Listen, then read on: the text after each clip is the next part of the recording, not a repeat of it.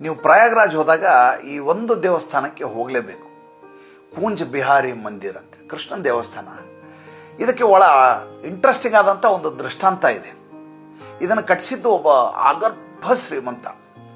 ಮಜಾ ಏನಪ್ಪ ಅಂದರೆ ಆತನಿಗೆ ಮಕ್ಕಳೇ ಇರಲಿಲ್ಲ. ಈತ ಏನು ಮಾಡ್ತಾನೆ, ಒಂದು ಕೂಂಜ್ ಬಿಹಾರಿ ಮಂದಿರ್ ಅಂಥೇಳಿ ಕೃಷ್ಣನ ದೇವಸ್ಥಾನವನ್ನು ಕಟ್ಟಿಸ್ತಾನೆ. ಜನ ಕೇಳ್ತಾರೆ, ಅಲ್ಲ ನೀನು ಇಷ್ಟೊಂದೆಲ್ಲ ಆಸ್ತಿ ಮಾಡಿದೆಯಾ, ಇಷ್ಟೊಂದು ವ್ಯವಹಾರ ಇದೆ, ಒಂದು ಮಗುವನ್ನು ದತ್ತಕ್ಕೆ ತೆಗೆದುಕೊಳ್ಬಹುದಲ್ಲ ನೀನು?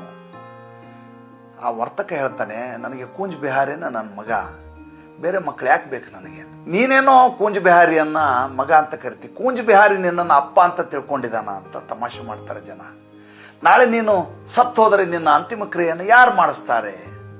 ಅಲ್ಲಿ ಜನ ಕೇಳ್ತಾರೆ. ಅವಾಗ ಆತ ಹೇಳ್ತಾನೆ, ಕೂಂಜ್ ಬಿಹಾರಿ ನನ್ನ ಅಂತಿಮ ಕ್ರಿಯೆಯನ್ನು ಮಾಡ್ತಾನೆ. ಜನ ನಗ್ತಾರೆ. ದೇವ್ರು ಯಾವತ್ತಾದ್ರೂ ಬಂದು ಅಂತಿಮ ಕ್ರಿಯೆ ಮಾಡೋಕ್ಕಾಗತ್ತ? ಒಂದು ದಿವಸ ವರ್ತಕ ಸತ್ತೋಗ್ಬಿಡ್ತಾನೆ.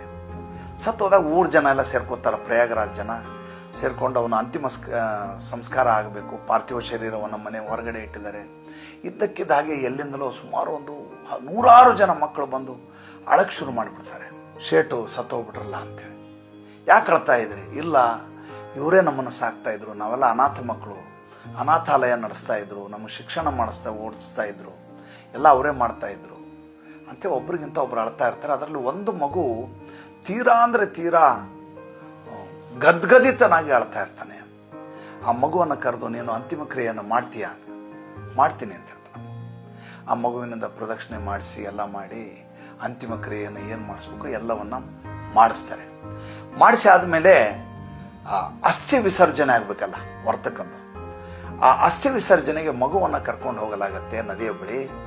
ನದಿಯಲ್ಲಿ ಅಸ್ಥಿಯ ಮಡಕೆಯನ್ನು ಹಿಡ್ಕೊಂಡು ಹೋದಂಥ ಆ ಮಗು ನೀರಲ್ಲಿ ಮುಳುಗತ್ತೆ. ಮುಳುಗಿದ ಮೇಲೆ ಎಳದೇ ಇಲ್ಲ. ಜನ ಆಶ್ಚರ್ಯಪಡ್ತಾರೆ, ಗಾಬರಿ ಆಗ್ತಾರೆ. ಏನಾಯ್ತು ಮಗು ಇದ್ದಕ್ಕಿದ್ದಾಗೆ ನೀರಲ್ಲಿ ಅಸ್ಥಿ ಬಿಡ್ತೇನೆ ಅಂತ ಹೋದದ್ದು ಒಳಗೆ ಮುಳುಗಿ ಹೋಯ್ತಲ್ಲ. ಈಜುಗಾರನೆಲ್ಲ ಕರ್ಕೊಂಬಂದು ನೀರಲ್ಲಿ ಕಳಿಸ್ತಾರೆ, ಎಲ್ಲಾದರೂ ಮುಳುಗಿ ಹೋಯ್ತಾ ಮಗು ಅಂತ. ಎಲ್ಲೂ ಮಗು ಸಿಗೋದೇ ಇಲ್ಲ.